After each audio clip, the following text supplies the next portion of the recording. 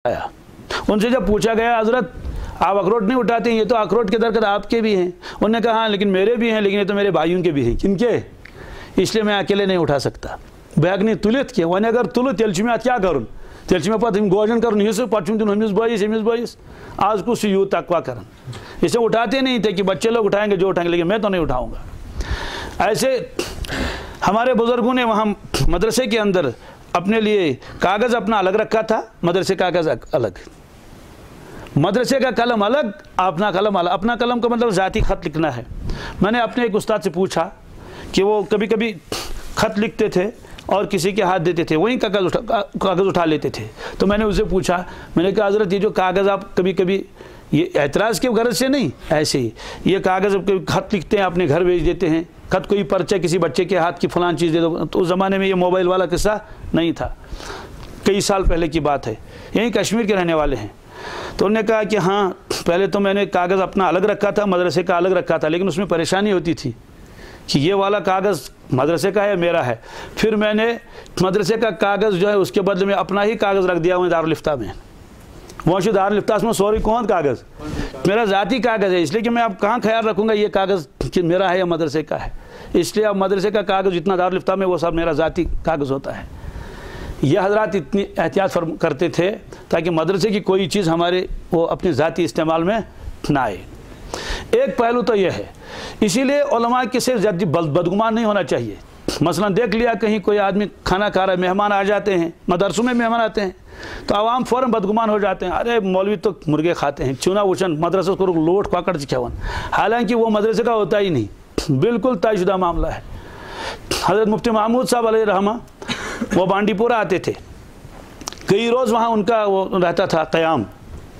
उसके बाद जब निकल जाते थे मदरसे, हालांकि मदरसे का भी नफ़ा होता था, आवाम का नफ़ा होता था, बयानात होते थे। हजरत क्या करते थे, जितने वहाँ उस दिन की बिल होती थी, मतलब पावर की बिल और वो पानी की बिल और किराया, नाम तो नहीं लेते थे, सब हिसाब करके और मदरसे में दाखिल करते थे। जिस मदरसे पे जाते थे कि मदरसे में हम बैठे या मदरसे का हक़ है। हालांकि ये चीज़ें तो जाहिर सी बात है, मदरसे वाले मदरसे के उसमें तो फ़ायदा भी होता है, लेकिन हिसाब कर लेते थे कि पानी कितना खर्च हुआ, बिजली कितनी खर्च हुई, उतना वो दे देते थे। हज़रत कारी सिद्दीक़ साहब अलैहि रहमा जिनसे मैंने पढ़ा भी है, 35 बरस मोहतमिम रहे। कितने? 35 साल मदरसे के जिस कमरे में वो रहे किराया अदा करते थे। हालांकि काम तो मदरसे का हो रहा है, लेकिन किराया अदा कर रहे थे मदरसे के लिए, खुद तो कुछ नहीं लेते थे मदरसे से, क्योंकि अल्लाह ताला ने फिर बुजुर्गी अता फरमाई थी, लोग तो हदाया वगैरह देते थे। इसी तरह से 35 बरस तक कभी मदरसे का सालन नहीं चखा। घर से रोटी आती थी उनकी, घर से जो सालन पकता था वही, मदरसे का सालन भी नहीं चखते थे। ऐसे वहाँ एक थे नाज़िम मतबख भी वहीं करीब के थे। अब बच्चों को बुलाते थे, बेटे इसमें देखो नमक कम है या ज़्यादा है, खुद नहीं, हालांकि नमक तो देख सकते हैं, फरमाते थे भाई तो मदरसे का है, मेरा तो नहीं है। इसलिए उलमाए किराम को देखकर बहुत जल्द बदगुमान नहीं होना चाहिए, लेकिन उलमा को भी चाहिए कि ऐसी हरकत न करें जिससे लोग क्या हो जाएं, बदगुमान हो जाएं। हरदोई में 2 दफ्तर हैं, ये बड़ी अहम बात है, इसलिए मैं बात को ख़त्म कर लेता हूँ। दफ्तर हैं, एक दफ्तर है वहाँ मदरसा अशरफुल मदारिस का, एक है दावतुल हक़ का, एक ही जगह दफ्तर, एक ये दफ्तर है, एक दूसरा दफ्तर वो है। दावतुल हक़ के तहत सैकड़ों मदारिस चलते हैं, छोटे छोटे मकातिब। महीने के बाद वहाँ उनका इज्तिमा भी होता है, कारगुजारी सुनाते हैं, हिसाब देते हैं। अब वहाँ जो है कलम भी है मुंशियों के हाथों में और बाज़ तकिया भी है। तो हज़रत ने वहाँ छोटे छोटे बोर्ड लगा रखे थे, क्या कि मुंशियों के कलम अपने ज़ाती हैं, स्याही मदरसे की है, स्याही, ताकि कोई आकर बदगुमान ना हो जाए कि है यमन मेड इन चाइना पेन ये लिखा था। और जो उसमें से कुछ बूढ़े बूढ़े भी थे वो मुंशियान वगैरह, उनको तकिए की ज़रूरत होती थी। हज़रत ने कहा तकिए इनके ज़ाती हैं, तकिए इनके ज़ाती हैं, यानी वो इसलिए कि ताकि कोई आकर ये ना कहे है अश्चिंत मदरसा में टाट ही तो नमोज थमित क्या। देखिए तो दोनों पहलू हैं, लेकिन अब कब तक आदमी हर चीज़ में लिखता रहेगा। चाहिए यही कि आवाम को चाहिए कि उलमा से नेक गुमान रखें।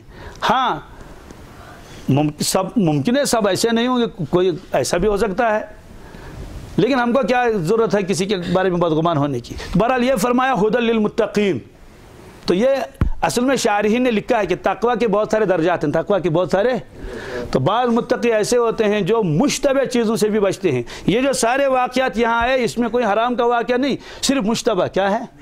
तो जो मुश्तबहात से बच जाता है तो हराम उसकी ज़िंदगी में कभी नहीं आएगा।